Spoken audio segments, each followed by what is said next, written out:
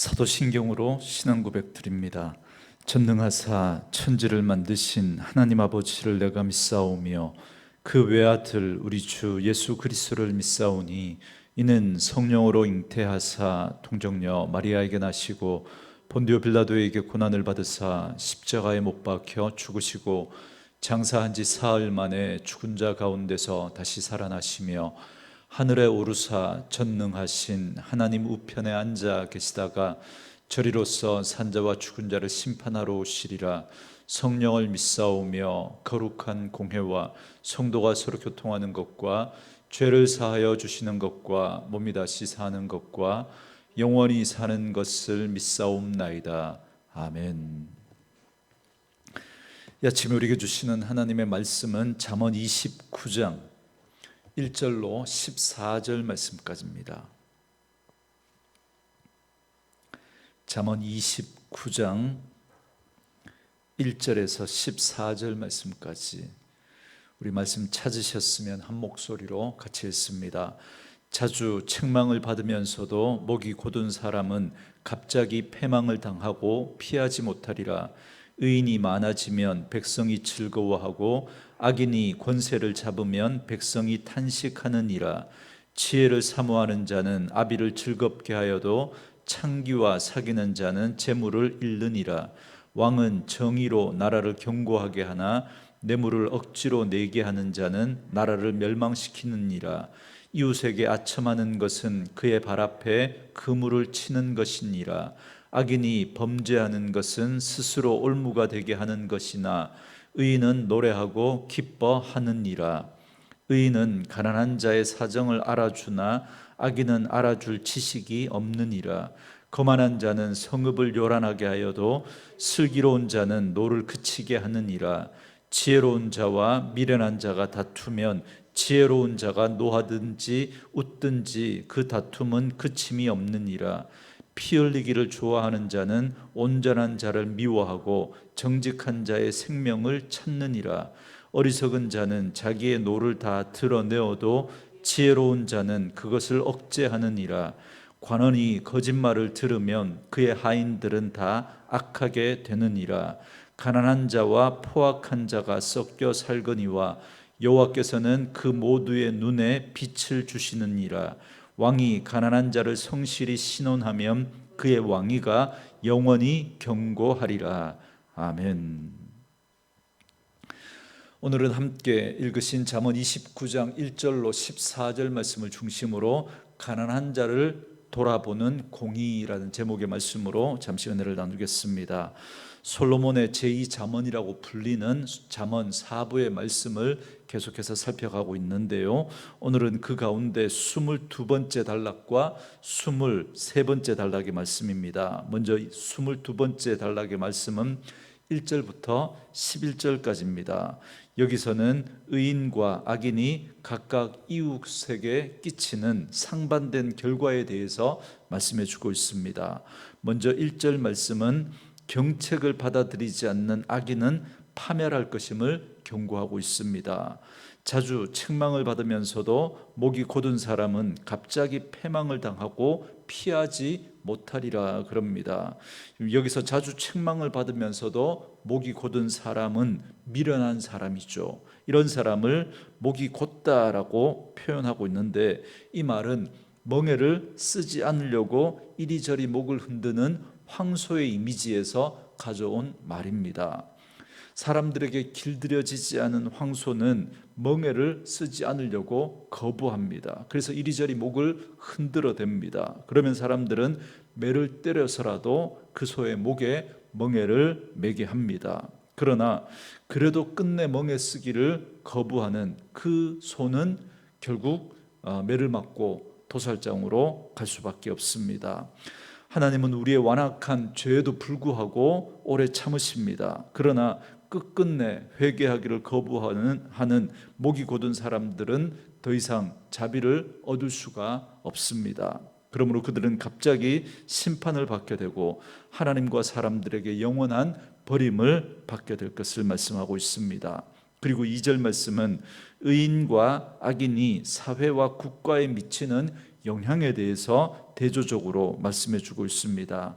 하나님을 경외하는 통치자는 하나님 앞에서 공의를 행하며 하나님이 맡겨주신 백성들을 사랑하고 그들을 위해서 나라를 잘 통치해 가는 그런 지도자를 말합니다. 그러나 악인이 권세를 잡게 되면 온 백성이 신음하고 탄식하게 될 것을 말씀합니다. 왜냐하면 악인은 죄의 특징인 자기중심적인 모습으로 오로지 자기의 이기심과 욕심으로 자기의 입속을 챙기려고만 하기 때문에 그렇습니다. 그리고 그런 악한 통치자 주변에는 또 그런 사람들이 몰려듭니다. 그래서 권력자에게 아첨하면서 그 권력을 또 덧입어서 자기의 또 입속을 챙기려고 하는 그런 악한 자들이 주변에 가득하게 됩니다. 그러면 그들이 악한 통치자의 눈을 더더욱 멀게 만듭니다. 눈과 귀를 멀게 만드니까.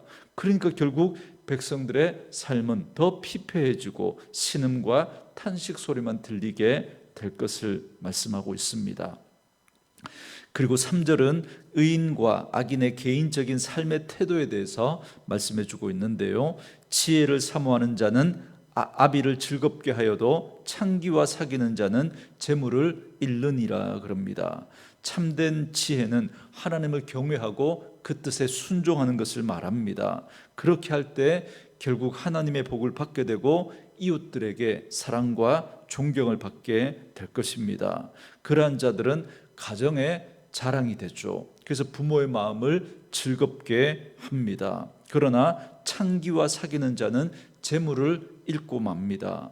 여러분, 이 말씀하고 비슷한 표현이 우리가 앞에서 살펴봤던 잠언 28장 7절 말씀처럼 음식을 탐하는 자와 사귀는 자라고 하는 이 표현입니다. 그러니까 두 표현 다 자기의 정욕대로 자신의 욕심대로 행하는 그런 사람들을 말합니다. 그런 사람들과 가까이 지내는 사람은 결국은 패가망신하게 될 것을 말씀해 주고 있죠. 그래서 부모의 근심이 되고 그 가정이 불행해지게 될 것을 말씀합니다. 그리고 4절 말씀은 의인과 악인이 개인과 가정을 넘어 국가의 존망에도 영향을 미치게 될 것을 말씀하고 있습니다. 왕은 정의로 나라를 견고하게 하나 뇌물을 억지로 내게 하는 자는 나라를 멸망시키느니라 그럽니다. 통치자는 권력을 바르게 사용해서 백성들을 평안하게 하고 나라를 부강하게 만들어야 할 책임이 있습니다. 이것이 하나님 앞에 의로운 왕의 모습이죠. 그런데 미련한 왕은 백성을 돌보지 않고 죄의 특징처럼 자신의 배를 채우는데 온갖 이렇게 그 관심이 있습니다.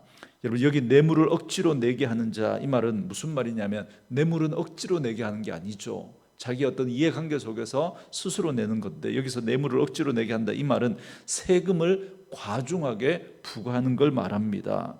그러니까 악한 왕은 자신의 어떤 입속을 챙기기 위해서 백성들에게 과중한 세금을 뜯어내게 되죠. 그러면 백성들의 삶은 도탄에 빠질 수밖에 없습니다. 그러면 결국 그 나라는 무너지게 될 것입니다. 계속해서 5절은 악인이 자신과 타인을 멸망시키는 자임을 말씀하고 있습니다. 이웃에게 아첨하는 것은 그의 발 앞에 그물을 치는 것이니라 그럽니다. 아첨하는 자의 말은 귀에는 듣기 좋을지 모르지만 그러나 그 말은 과장된 것이고 거짓된 것이기 때문에 눈과 귀를 가려버립니다. 그래서 올바른 판단력을 상실하게 만들죠. 그래서 아첨꾼의 그런 말들만 듣게 되면 문제를 제대로 보질 못합니다. 정말 그래요. 공동체가 좀 커지니까 그 주변에 이해관계가 생기니까 그 주변에 아첨하는 사람들이 뺑 둘러서서 눈과 귀를 다 가려버리는 거예요. 그러니까 정확하게 그 현실을 직시하지 못하게 되니까 결국은 어리석은 그런 판단을 내리게 되는 것을 보게 됩니다. 그래서 결국 어리석은 자는 아첨꾼을 좋아하고 가까이 하다가 결국은 파멸로 떨어지게 되고 마는 것입니다. 그래서 6절 말씀처럼 악인은 범죄하여 스스로 올무가 됩니다. 왜냐하면 악인은 죄를 짓고 회개하지 않기 때문에 그렇습니다. 죄 때문에 망하는 게 아니라 회개하지 않기 때문에 망한다 그러죠. 그런데 현실은 악인이 죄를 짓고도 회개하지 않고 잘 사는 것 같아요. 형통한 것처럼 보입니다. 그러나 그건 어디까지나 일시적인 형통이고, 그리고 그건 하나님께서 참으시면서 회개할 수 있는 기회를 주고 계신 겁니다. 앞에서 말씀드린 것처럼, 그러나 끝내 회개하지 않고 멍에 매기를 거부하는 황소처럼 목이 곧은 백성은 결국은 하나님의 준엄한 심판을 받게 될 것입니다. 그런데 의인은 노래하고 기뻐합니다. 무슨 말이냐면, 악인은 결국 심판을 받게 되겠지만 의인은 구원으로 말미암아 기뻐하며 노래하게 될 것을 말씀하고 있는 겁니다. 그리고 이어서 7절에서는 의인과 악인을 구별하는 대표적인 특징에 대해서 말씀해 줍니다. 의인은 가난한 자의 사정을 알아주나 악인은 알아줄 지식이 없느니라 그럽니다. 의인은 하나님을 경외하고 그 뜻대로 살려고 애쓰는 사람을 말합니다. 그런데 그렇게 하나님을 경외하고 하나님의 뜻을 행하는 그 대표적인 일이 바로 자신을 보호해 줄 보호자가 없고 가난하고 소외된 그 고아와 과부와 나그네 된 사람들을 돌보는 일입니다. 그래서 하나님을 바르게 경외하는 사람의 마음에는 가난하고 소외된 사람들의 아픔이 자꾸 보이는 거예요. 그게 눈에 자꾸 밟히게 되는 거죠. 그래서 그 사정을 알아주고 돌아보게 되는 거죠. 그러나 악인은 가난한 사람들의 어려움을 이해할 만한 지식이 없다 그럽니다. 무슨 말이냐면, 죄의 특징이 지독한 자기중심주의라고 그렇지 않습니까? 그래서 자기밖에 보이지 않는 거예요. 그리고 가난하고 소외된 사람들, 힘들게 살아가는 사람들을 보면 자기 기준에서 그를 판단합니다. 그들이 그렇게 살아가는 것 게으르기 때문에, 그들이 무능하기 때문에, 그들이 무책임하기 때문에, 그렇게 살았기 때문에 그 삶에 대한 결과라고 그렇게 말해버리고 그들을 무시해버리는 거예요. 그리고 그들은 자신이 얻은 소득에 대해서도 감사할 줄 모릅니다. 그들은 자신이 얻은 것은 모두가 다 자신이 다른 사람들보다 더 수고하고 다른 사람들보다 더 뛰어나서 다른 사람들보다 내가 더 열심히 해서, 그래서 내 노력과 내 능력으로 얻었다고 생각하기 때문에, 그래서 그 모든 것들을 자신만을 위해서 사용합니다. 그러나 그것은 하나님이 주신 것인데, 그는 하나님이 주신 것을 자기만을 위해서 사용하기 때문에 결국은 심판받게 될 것을 말씀하고 있습니다. 그리고 8절 말씀은 악인이 사회에 미치는 영향에 대해서 말씀해 줍니다. 거만한 자는 성읍을 요란하게 하여도 슬기로운 자는 노를 그치게 하느니라 그럽니다. 여러분, 여기서 거만이라는 말은 입을 삐죽거리다, 비웃다 이 뜻입니다. 그러니까 상대방을 조롱하고 모욕감을 주는 행위를 말합니다. 여러분, 이들은 권위와 질서를 무시하고 항상 불평을 말하고 사람들을 선동하고 분란을 일으키는 자들입니다. 저는 이게 우리 사회의 큰 문제 중에 하나라고 생각합니다. 소위 말하는 일배라고 하는 그런 자들이 있습니다. 사회에 고통당하고 아픔을 당하는 그런 사람들을 조롱하고 비웃고 낄낄거리고 희화하면서 그걸 즐거워하고 자랑으로 삼는 그런 자들이 있습니다. 정말 악한 자인 거죠. 반면에 슬기로운 사람은 하나님을 의지하는 거룩한 지혜를 가진 사람을 말합니다. 그래서 슬기로운 사람은 이기적인 야망이나 탐욕을 따르지 않고 하나님의 뜻을 따릅니다. 그러므로 슬기로운 사람은 하나님의 진노를 그치게 하고 진노한 사람들의 마음을 진정시켜 줍니다. 여러분, 이러한 자들이 바로 에스겔서에 보면 성 무너진 데를 막아서는 사람, 그런 분들인 거죠. 저는 오늘날 우리 그리스도인들이 그런 분들 되어야 할 줄 믿습니다. 잠시 뒤에도 살펴보겠지만 이 세상에는 의인과 악인이 함께 살아갑니다. 그러나 우리 그리스도인들은 그 악인들의 그 죄에도 불구하고 그 성에 성 무너진 데를 막아서는 사람처럼, 소돔과 고모라에 의인 10명이 없어서 망했던 것처럼 우리가 이 악한 세상 속에서 의인으로, 그래서 성 무너진 데를 막아서는 그런 사람들로 살아가야 한다고 생각합니다. 저는 말씀으로 이 하루를 시작하는 저와 여러분들이 그런 분들 되어줄 수 있기를 주의 이름으로 축원합니다. 9절은 지혜로운 자와 미련한 자가 다투면 그 다툼은 그침이 없을 것임을 말씀합니다.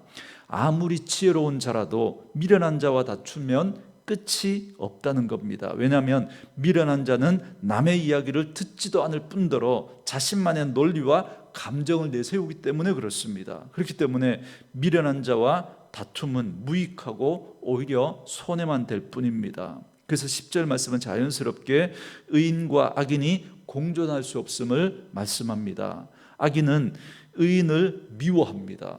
왜냐하면 자기의 욕심을 채우는데 그들이 방해가 되는 거거든요.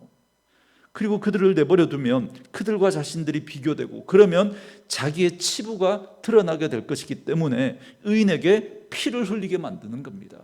이게 악한 세상의 모습인 것이죠. 여러분, 11절 말씀은 지혜로운 자의 특징은 자기 절제에 있음을 또 말씀해 줍니다.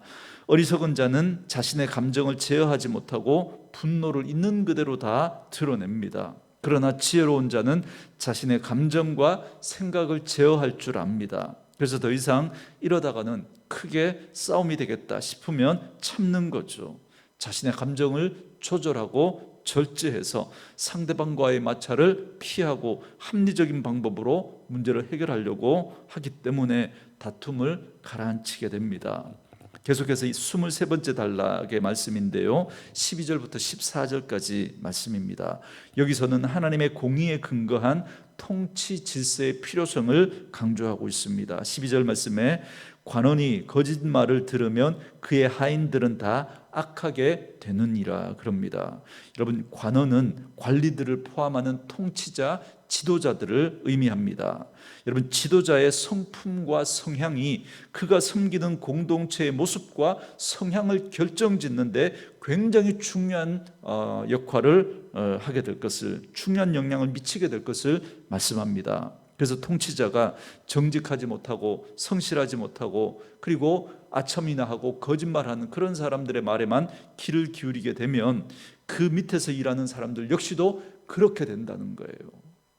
그런데 대신에 그렇기 때문에 그 주변에 그 사람들은 간신들, 아첨하는 그런 사람들만 몰려들 수밖에 없습니다. 그러면 그 사회는, 그 공동체는 부정과 부패가 만연하게 되고 결국은 망하게 되는 거죠. 그래서 좋은 지도자를 세우는 것이 중요하고, 그리고 세워진 지도자가 하나님을 경외하고 바르고 정직하고 선하게 국가와 공동체를 이끌어갈 수 있도록, 그래서 우리가 기도해야 합니다.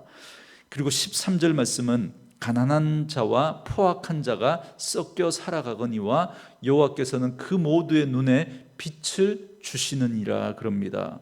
여러분, 여기 포악한 자는 가난한 자를 압제하는 사람을 말합니다. 그러니까 이 구절은 가난한 자들과 포악한 자들이 함께 섞여 살아가는 이 현실에 대해서 말씀하고 있습니다. 이 말은 결국 이 세상에는 의인과 악인이 함께 살아가고 있음을 말씀해주고 있는 구절입니다. 그런데 하나님이 이 모두의 눈에 빛을 주셨다 말씀합니다. 다시 말하면 그 모두에게 생명을 주셨다는 겁니다. 그렇기 때문에 이 말씀은 세상에는 다양한 사람들이 함께 살아가면서 서로 갈등하고 강한 자가 약한 자를 압제하고 그리고 악인이 의인을 피 흘리게 하면서 살아가는 그런 일들이, 여러분, 이건 이 솔로몬 시대뿐만 아니라 지금 우리가 살아가고 있는 이 시대 속에서도 동일하게 일어나고 있는 일이라는 겁니다. 그래서 이 세상 속에서 오히려 악인이 득세하는 것 같고 의인이 고난을 받는 것 같지만 결국은 이 모든 것이 하나님 손안에 있음을 말씀하고 있습니다.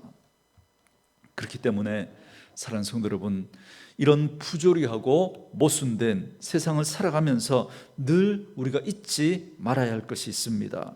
하나님의 공의와 하나님의 정의와 하나님의 질서 안에서 이 모든 일이 이루어지고 있다는 겁니다.